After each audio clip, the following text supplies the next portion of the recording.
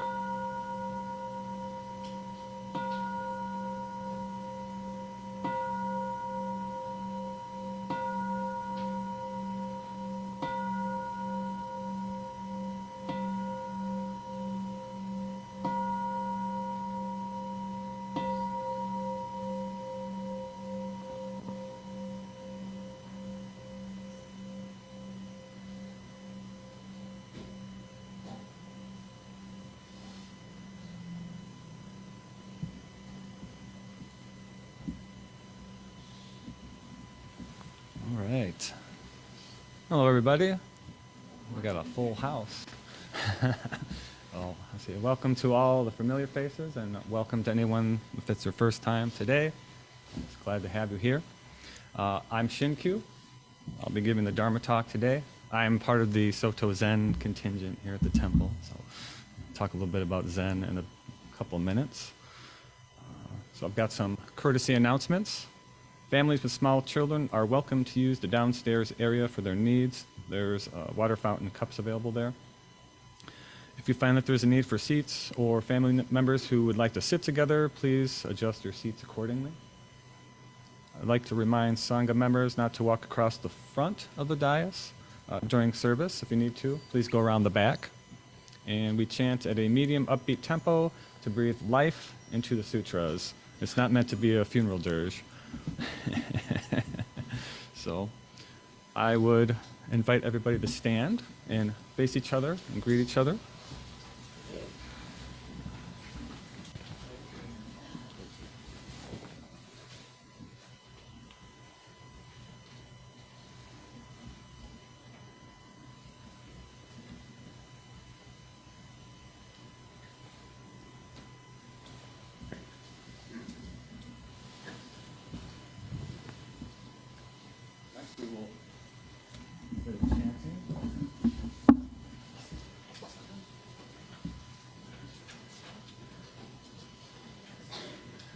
Yes, page 7 in your book.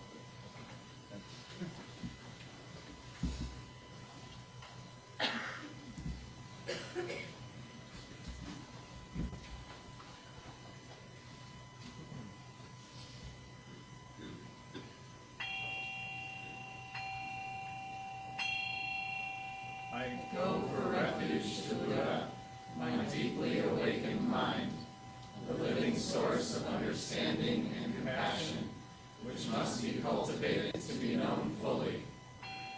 I go for refuge to Dharma, the path of mindful living, leading to healing, joy, and enlightenment, the way of peace, which must be cultivated to be known fully.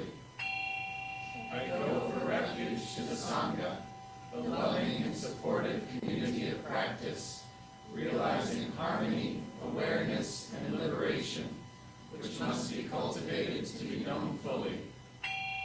I am aware that the three jewels are within my heart. I vow to realize them. I vow to understand living beings and their suffering. I vow to cultivate loving kindness and compassion, and to practice joy and equanimity.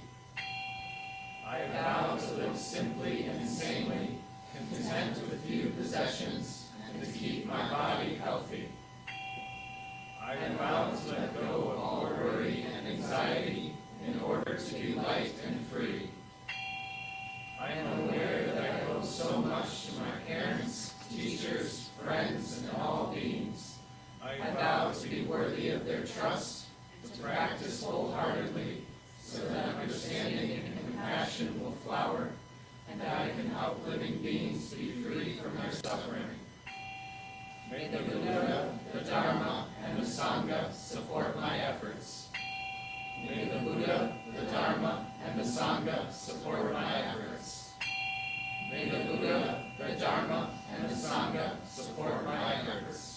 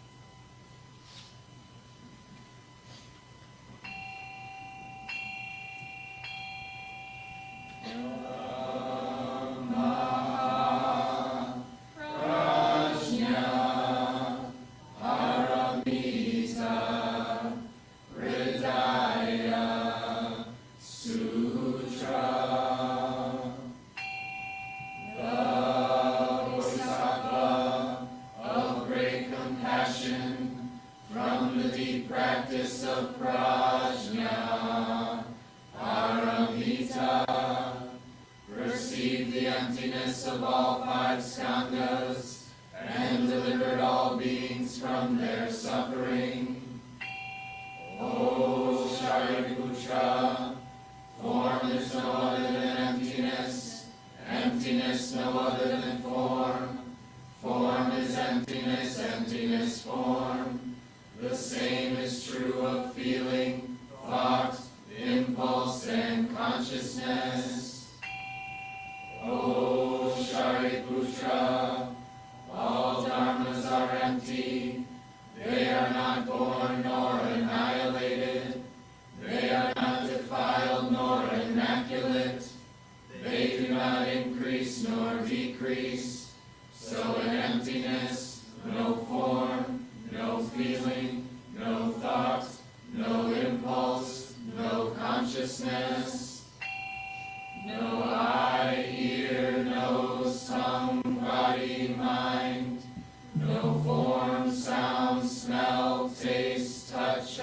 objects of mind, no realm of sight, no realm of consciousness, no ignorance, nor extinction of ignorance, no old age and death, nor extinction of them, no suffering, no cause of suffering, no cease from suffering, no path to lead out of suffering, no knowledge, no attainment, no realization, for there is nothing to attain. The Bodhisattva holds on to nothing but prajna, paramita. Therefore the mind is clear of any delusive hindrance. Without hindrance there is no fear. Away from all perverted views, one reaches final nirvana. All Buddhas of past, present, and future, through faith in prajna, paramita, attain to the highest perfect enlightenment. Know then the prajna, paramita, is the great Dharani, the radiant fearless mantram, the utmost supreme mantram, which is capable of allaying all pain. This is true beyond all doubt. Proclaim now the highest wisdom, the prajna, paramita. Gate, gate, paragate, parasamgate, bodhisvaha. Gate, gate, paragate, parasamgate, bodhisvaha. Gate, gate, paragate, parasamgate, bodhisvaha. Dhamma, prajna, paramita, hridaya, sutra.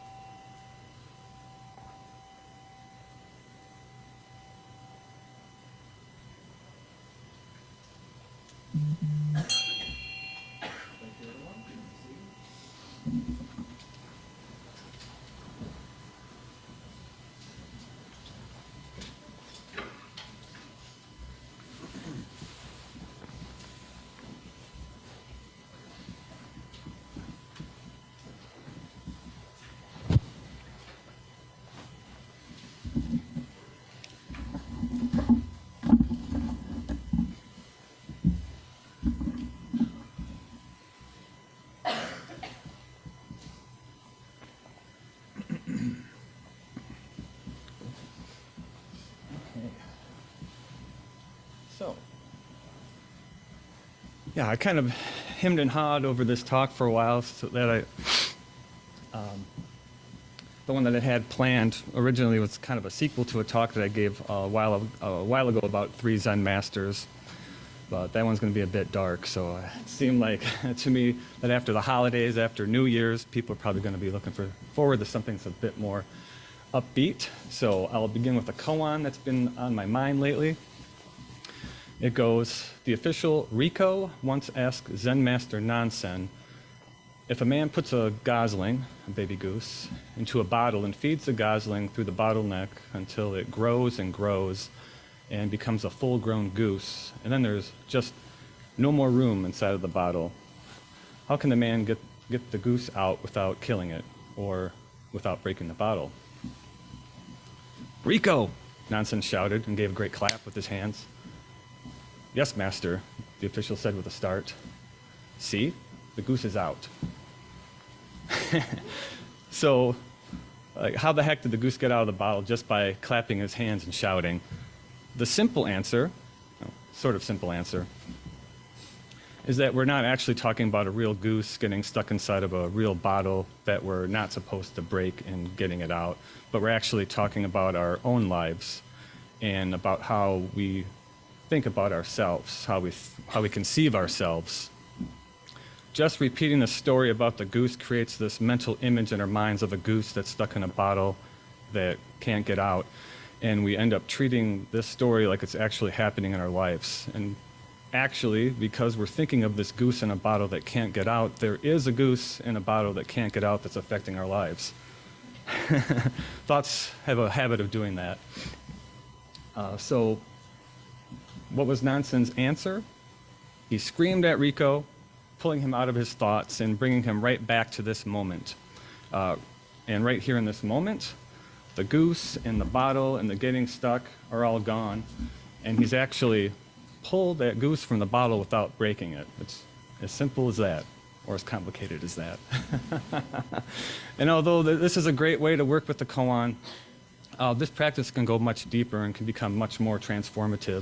So allow me to share a story of my own goose in the bottle situation, and hopefully the insights that I had might be able to help you along your path. So one of the main issues of my practice in my life for years had been to do with my relationship with my next oldest brother. So there are 3 brothers in my family. There's Tom, the oldest, Tim, the middle child, and then me, Shinkyu, or Brian, the baby. Now, the thing to note is that my brother Tim, the middle brother, he's autistic, so like very autistic, almost incommunicado, like doesn't talk very much, just a tiny little bit. Now, this can help explain a lot of things about me. In a Buddhist context, this helps explain my early interest in meditation. So I began when I was about 12 or 13, just all on my own, which I hear is odd. But when you grow up with a brother with his kind of mind, you kind of become interested in the functioning of your own mind in general, or just mind in general, and in your own specifically. Now, growing up with my brothers, it just seemed 100% completely normal to me. And in the context of our relationship, it was and is completely normal. And I imprinted on him, he imprinted on me. Now the issue became for me, and it's the same type of issue that we all have to different degrees, that I took this relationship model with me from my childhood home and from the context of my relationship with my brother and carried it around with me out there into the world where it was of less utility, say. And we all have a particular set of skills that are great in one context, but not necessarily anywhere else. I learned compassion, yes. I learned patience, yes. But with this context also came a fundamental misunderstanding of people in general. And as I grew older and I got into high school, it started to manifest as a sense of lack, we call it. There was just something about people that I just didn't get. I didn't understand what they were doing or why they were doing what they were doing a lot of the time. And the tricky part was that I didn't understand that I didn't understand. That's delusion. And we all have to deal with delusion. It's probably the trickiest of the 3 unwholesome roots of grasping, pushing away, and ignoring, or delusion. It's the unknown unknown, as they say. The issue was fundamentally that I didn't understand what people were doing emotionally. I understood anger, funny enough, but that entire complex of emotions that is just always roiling beneath the surface of people, you know, like influencing their actions and ideas and thoughts, I just didn't get it. And this caused some real problems for me over the years. In its place, to compensate, I instinctively constructed this fabulous Baroque model of how the world works, and more importantly for this story, how it should work. We call that samskaras. They're the models we have for putting together the world, how we should react to all the people and things and ideas that we run to out there. They're basically old strategies we've learned that we apply to new situations. typically unskillfully, since we don't often know that that's what we're doing. And I know I didn't. So here we have a goose in a bottle. The gosling was me, and the bottle was the transference of my skills that I'd learned in living with my brother, the situations that had nothing to do with him. And what ended up happening was that when people, including myself, interestingly enough, acted irrationally or emotionally, as they do, I'd either get very confused, very angry, anxious, or all three. So it was a real issue. Now, one of the things I tend to find myself saying as a teacher is that we don't often come to Buddhism when we're happy. At least I haven't found it to be so. We often come to this practice because nothing else has worked, or because even in the pain, this great pain that we're experiencing, we catch this glimpse of hope. We see a Buddha or a nun or a monk just sitting there so peacefully, or something similar, and we say to ourselves, you know what the heck, let's just give it a try. And it actually does kind of work. And for us here, it's a lot easier to do that work, to do the work that needs to be done, since we have an entire Sangha support encouraging us. And it's good and it's hard, Our practice is really about turning our awareness from out here to in here. And there can be scary stuff in there, painful stuff. But our practice is fundamentally to look at all that stuff, a little to begin with, but over the years you're going to be clearing out your cobwebs. You're going to become an expert on you. You is going to be your specific field of study. Or you could be like me and practice alone and go years and years without even being able to conceive of the proper question, let alone a solution. So you practice at first, and it can be confusing. Then it starts clicking, and you're feeling better. And you're starting to understand what this mind is and how it works. And when you're finally really dialed into the practice, and you're becoming an expert on yourself, just flowing in that present moment, things start to go well. And you can make great strides in that. But for me, it's always been the most stressful periods of life that have been the most beneficial for my practice. In Rinzai Zen, they say, you need to swallow a molten metal ball. You need to really have a pressing need. In Soto Zen, Dogen Zenji, who founded the Soto school of Japanese Buddhism in the 13th century, that's the school that I teach in, said that you need a great doubt. You need to have a truly pressing need in order to really break through fully to your own true nature. The higher the stakes, the higher the winnings. Although even low stakes are fine too. Working with them is also part of our practice. So for me, there was a period of a year when I was about 35, I think, when my best friend from high school, like almost to middle school, suddenly passed away from a heart attack. And at the same year, a 10-year relationship that I'd been in fell apart. And that was like the darkest period of my life so far. So, I'd already been practicing, mainly mindfulness, but also some really intense zazen, seated meditation, multi-day sits, that type of thing. And I gave myself an ultimatum. I said, I'm going to put Zen and Buddhism to the test, which is a strategy that the Buddha himself advised. Don't take these teachings on faith alone, but put them into practice and use the ones that are effective. So I told myself, I'm going to follow the teachings to a T.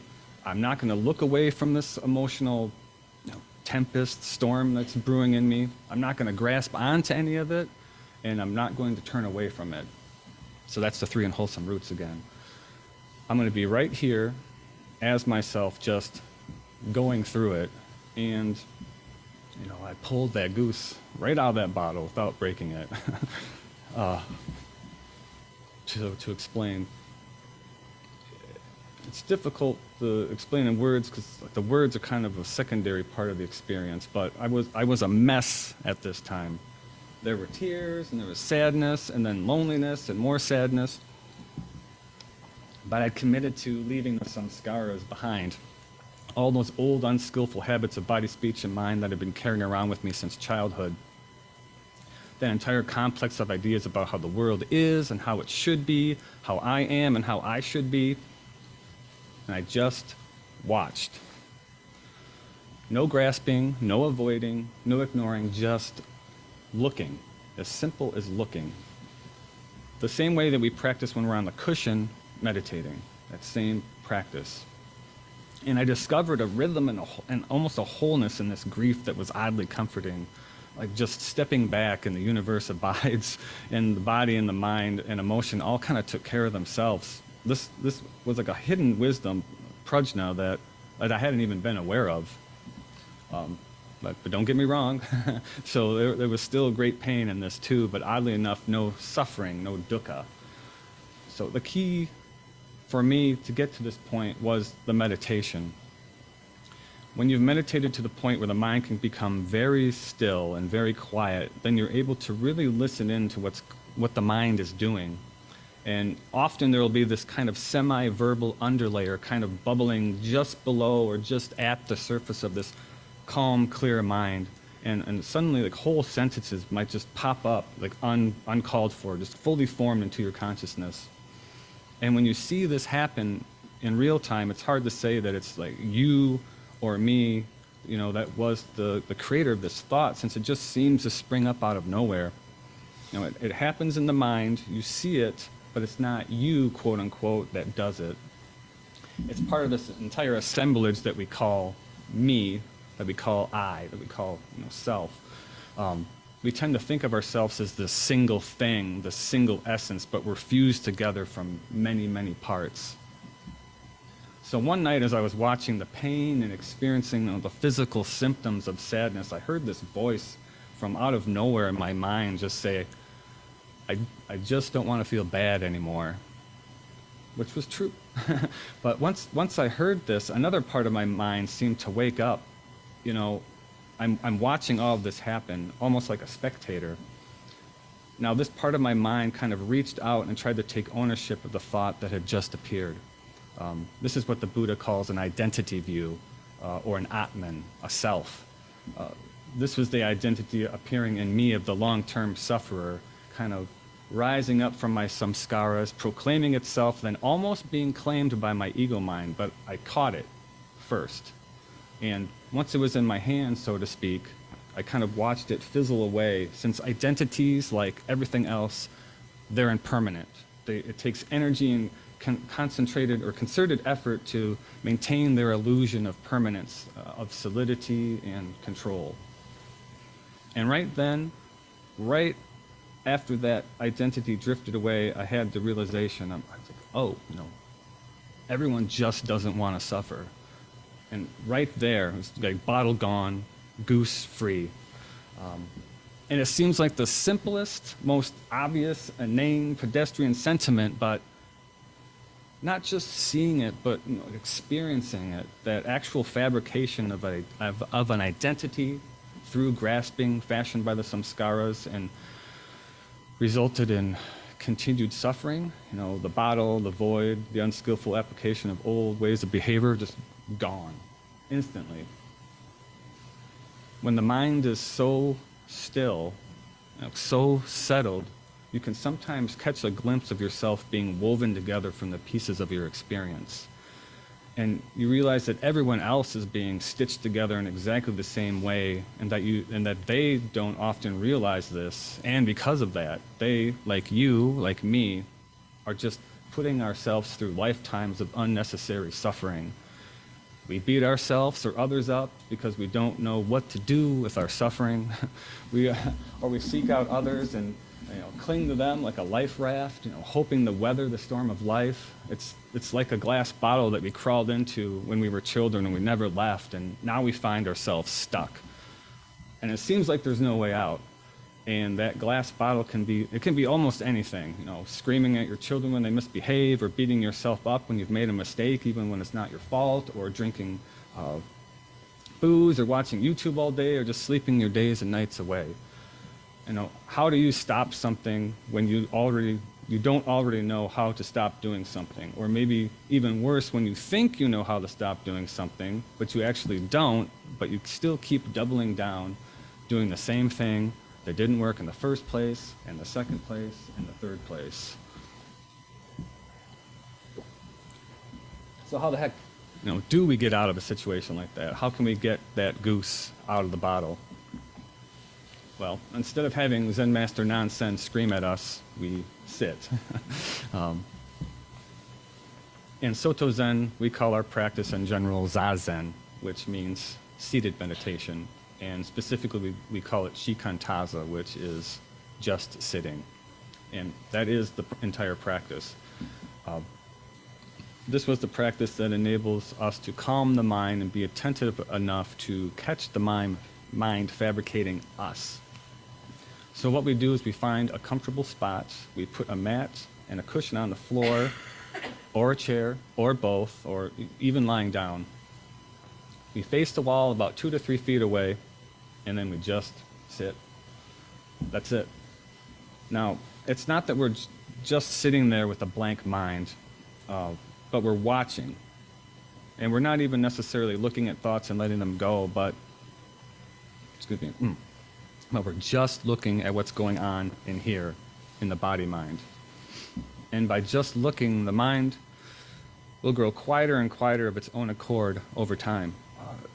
So in this sitting, there's no samskaras, no ideas about ending suffering or gaining enlightenment, but just sitting and watching. This style of upright sitting, Shunryu Suzuki in Zen Mind, Beginner's Mind, described as being aware of the universe in the form of you. To simply sit there, the mind, a mirror of this moment, that's your inherent enlightenment manifesting. The calm, clear mind of the Buddha, of Buddha nature. And we also have the Sangha, the dedicated assembly of practitioners, our companions along the way who are an indispensable resource for our practice. And we have the Buddha and our teachers who help point us along the way. These are our refuges. We can rely upon them. And so, with the proper, steady, and determined application of Zazen in our lives, we can pull all our geese from all of our bottles, hopefully without breaking even a single one. And I wish that all your bottles remain unbroken and that all your geese are set free. Thank you.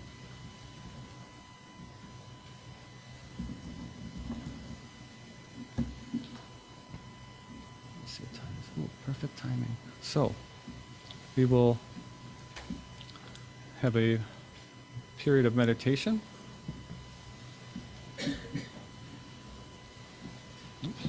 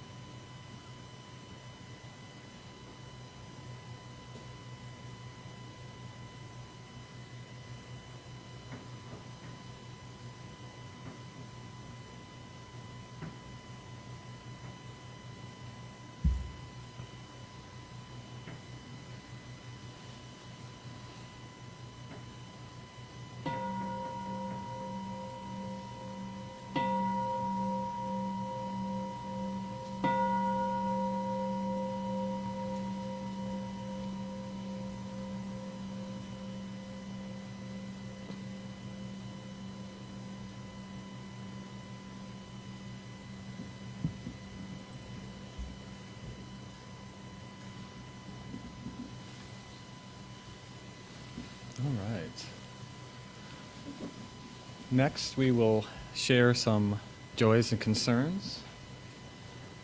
I'll start off with the joy. I will be going to the San Francisco Zen Center for 2 weeks as a guest student next month. So I've got the time off from work officially, so I don't have to worry about that. And I got my plane tickets, which were relatively inexpensive, and I put my down payment. So hopefully everything works out well. Thank you.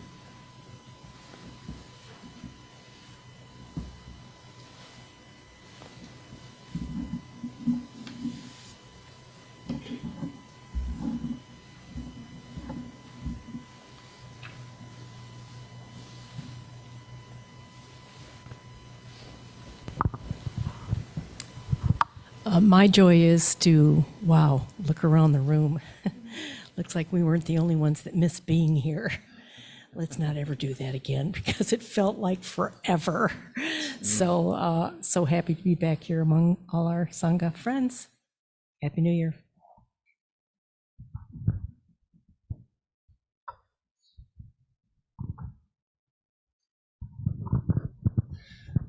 Good morning. I just wanted to share my dog Juno and we've been together for 10 years, and he's been fighting liver cancer. And unfortunately, on Tuesday, we'll have to say our goodbyes. And it's very heavy on my heart, but we've been enjoying all the treats and all the hikes. And I feel very fortunate that he's still able to enjoy all the things he loves, hacky sack and all the fun stuff. So thank you for your well wishes.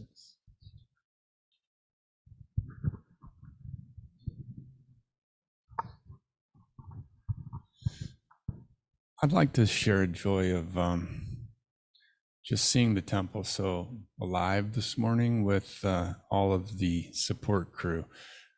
Everybody who came in and helps to set up the Dharma hall, although a lot of that was done yesterday because we had a class. But our greeters, our incense lighters, folks were sweeping the floor, cleaning bathrooms, taking the trash out. Folks were picking up outside in the parking lot. It was just alive and bustling. And I have to give a plug for our newly formed Dharma disciple group, who is a group of folks who've taken the precepts and wish to lend their efforts to support the temple and the Sangha through service in these areas. If you have taken the precepts and wish to support the temple in this way, please come and see me, because we have a sign-up sheet for things like helping to, stock the toilet paper, clean up the parking lot, light the incense, and I would love to help you to be involved. It's a great benefit to your practice as well as the Sangha. So thank you to everyone this morning, but it was just such a joy to see.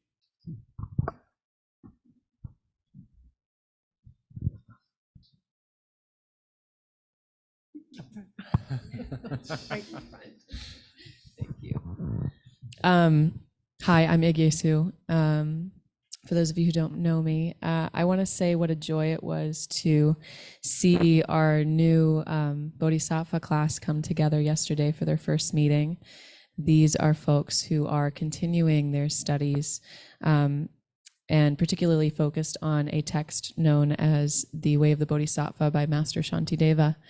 And they're going to be engaging in this study for the next 8 months. And it's just really wonderful to see others feel that same pull towards learning more about what these teachings have to offer and putting that willingness in to train their minds and put more goodness into the world. So thank you. That brought a lot of joy to me.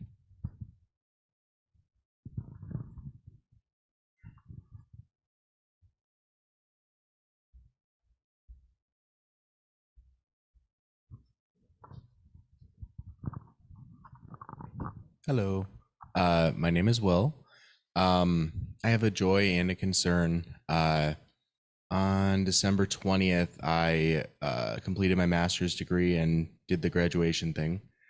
And then simultaneously, the night before, my grandfather went into the hospital pretty unexpectedly. And then the next day he passed away during the ceremony.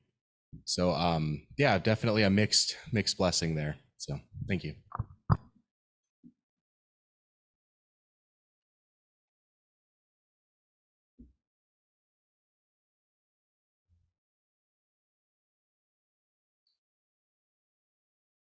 Okay.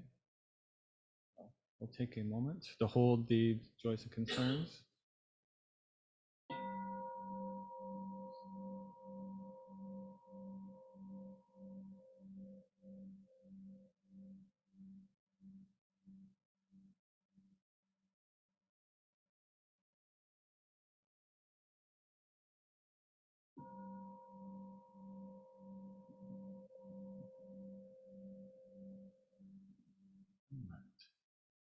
So let's see. I have some temple related announcements.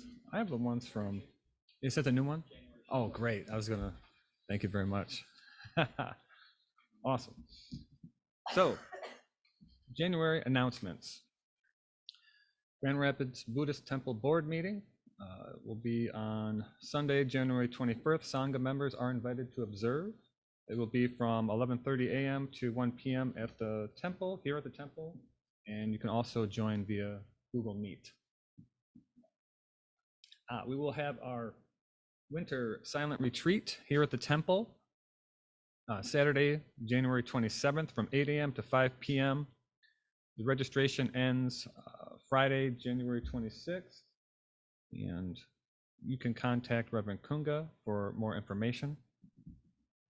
We already, I think, have 15 people, so we've got some spots left if anyone would like to get in on that. Oh, the ordination ceremony. It's my ordination and Sonshin. Our teacher will be flying in to turn us into full-fledged Soto Zen monks and priests. Monk/priest. That'll be on Saturday, February 3rd, 1 p.m. at the temple.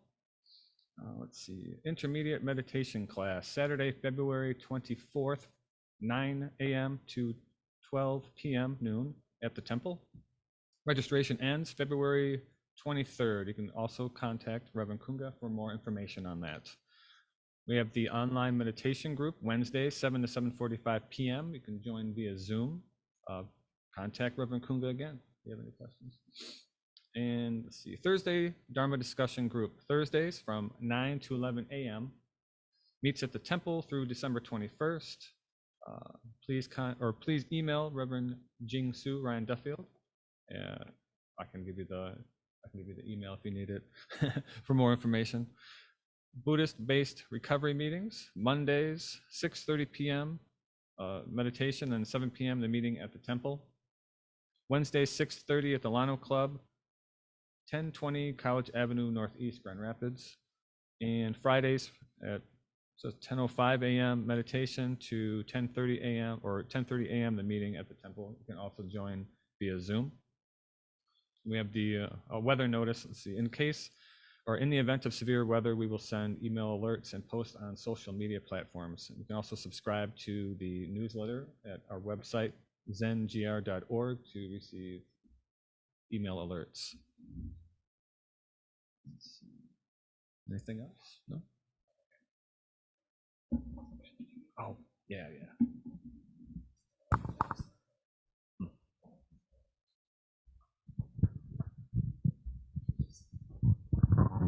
So I just want to talk a little bit about what our retreat is. And it's all day on a Saturday. Was it the 27th? Yes. Yeah, so the 27th. It's an opportunity to try coming and being in retreat. It's basically a one-day retreat, so it's not like you have to commit to a 3-day or a 7-day, but it is a really good foundation if you were to go on to do some kind of longer retreat. We do sitting meditation. There will be some guided meditation. There will be walking meditation. There will be a Soto Zen service that will be a part of it. A vegan potluck will also be a part of it. So it's a day-long thing to come and sit and spend time with your mind with other people. So in support, there will be opportunities to talk to teachers as well. So, you can sign up for a 10-minute slot to, any questions that might come up during your practice, to have an opportunity to discuss that with one of the teachers who will be present at that retreat. So please consider joining us. It's going to be a lot of fun, and it's nice to be able to do something like this again for the temple for the first time in-house post-COVID. So we'd love to have you there.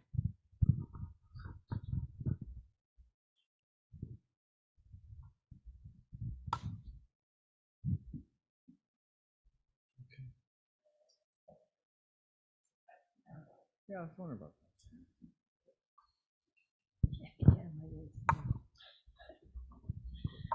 Good morning. My name is Ellen. Dana is one of the things that we practice in our practice. It means generosity. And generosity comes in all forms. First thing I always think about is your time. Look, you guys are all giving your time this morning, so we appreciate that. You could donate your time to be a greeter, to incense, to setting up and tearing down for our potlucks. That's a good example of donating your time. We also need goods every now and then. And Nikki is your goods gal. You want to know, do we need toilet paper or are we out of dish soap? Nikki is the one to contact. Also, obviously, there's a financial way to support the temple. No one here, I mean no one, receives a dime for what they do. That's our clergy, our tech team, the people who clean. This is all done on generosity, financial generosity as well. So to do that, we have Dana boxes at each end of the Dharma hall. They'll take a check or a cash. Each box also has a QR code, which will take you right directly to PetPal, where you can set up a one-time donation or a monthly donation. If you're watching on YouTube, I was so concentrated on remembering that it's a QR code and not some other bizarre thing. So YouTube, and then this is my favorite part of YouTube, is at the bottom of the screen, there's a Seymour, which is, if you're old enough to remember those kind of jokes. I always giggle every time I say Seymour. That's a drop-down menu that will also take you to PayPal. And the last way is to go to our website, zengr.org, and there's a donate button, which will take care of your every need. So thank you. Well, I had one last announcement too. I almost forgot, but I wrote it down. The library. There is a very nice library that I take care of down in the basement. If anyone has any Dharma-related books that they would like to go down there, check them out. The other part is to please bring them back. So if anyone has any books that have been out for like 3 months, 6 months, then I'm like, I'm going to get it back at some point. Just bring it back. There are no overdue fees or anything like that. We won't shame you. We don't even check the dates. Just bring them back, and I'll reshelf them, and then someone else can use them in the future. Thank you. So that's it with announcements. We will do our closing gathas. Let's see. I got too much stuff on the deck.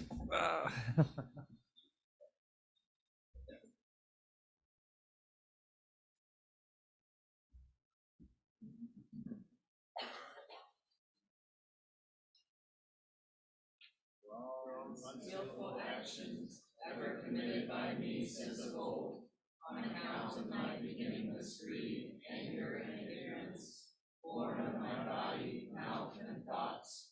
Now I atone for them all. Vast is the robe of compassion, a formless field of benefaction.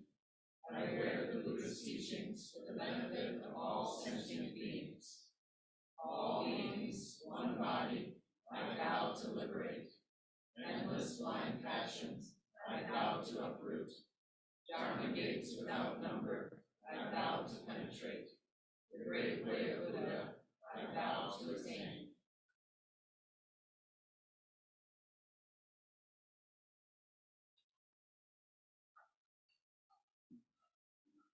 time, I ask everybody to face each other and bow.